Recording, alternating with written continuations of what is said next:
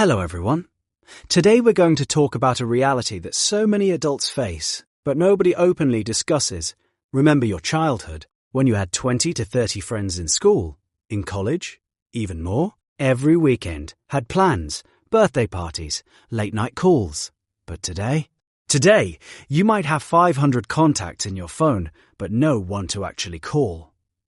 Today, we'll understand how adults lose their friends, why this happens, and most importantly, how to deal with it. So, let's get started. First, let's understand something. This isn't just happening to you. Looking at the statistics, according to a survey, 30% of adults feel they don't have any close friends. And after COVID, this number has increased even more. But the question is, how did this happen? Think about it. 5 years ago, how many people did you regularly talk to? And today? Slowly, silently, without any drama, friendships just ended. There was no fight, no misunderstanding, just people drifted apart. This is called the slow fade, when friendships gradually dissolve. And while it's completely normal, it's also incredibly painful. The first and biggest reason is life. What happens after age 25? Your job starts, the 9 to 6 grind begins, then marriage, kids, responsibilities pile up. Weekends are filled with grocery shopping, household chores. There's just no time to meet friends anymore. First, we said let's meet tomorrow. Then next week. Then we'll meet soon. And then, we never met at all. Some of your friends are getting married. Some are single. Some are handling children. Some are laser focused on their careers. Now, your single friend wants to party on Saturday night. And your married friend says I can't. The baby needs to sleep. Different priorities, different lifestyles. Someone moved to another city for a job. Someone went abroad. At first we thought we'll stay in touch. We created WhatsApp groups, but slowly messages decreased. Voice notes stopped. And now it's just birthday wishes. This sounds harsh, but it's the truth. You're changing, evolving. Your interests are shifting. Maybe you're into fitness now, but your old friend is still stuck in the same old habits. Nobody's wrong here. The paths just diverged. And this is the most painful one. You're always the one messaging first. You make the plans, you make the calls. And one day, exhausted, you think, what if I don't reach out first? Will they? And the answer is, no. And just like that friendship ended.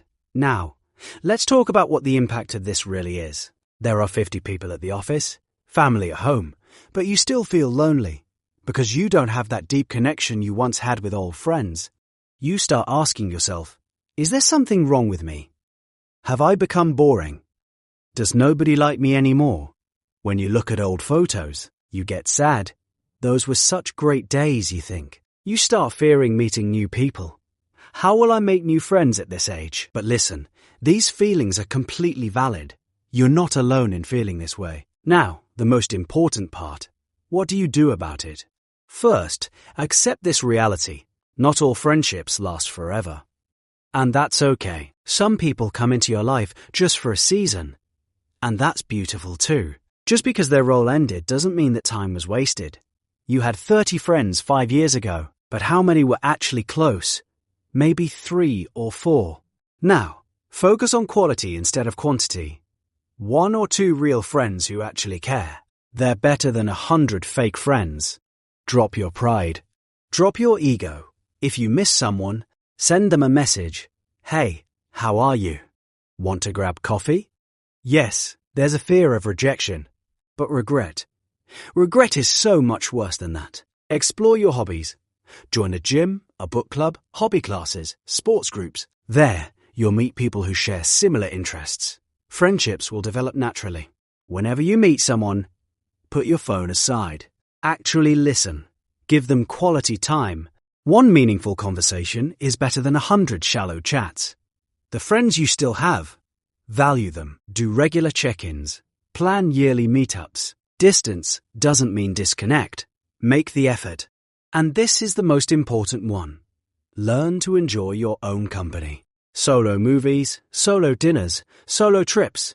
These are all completely normal. You don't always need people around you. Develop self-love. Become comfortable with yourself. If loneliness is becoming overwhelming, if you're feeling depressed, talk to a therapist. Mental health is important.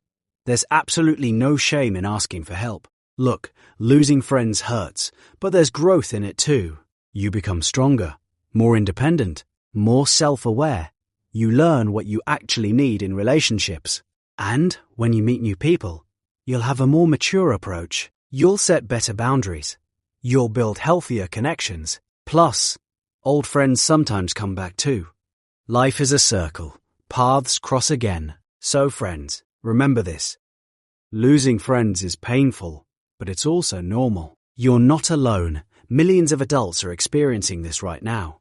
Focus on your growth, on quality connections, and on your relationship with yourself, because in the end, the most important relationship is the one you have with yourself.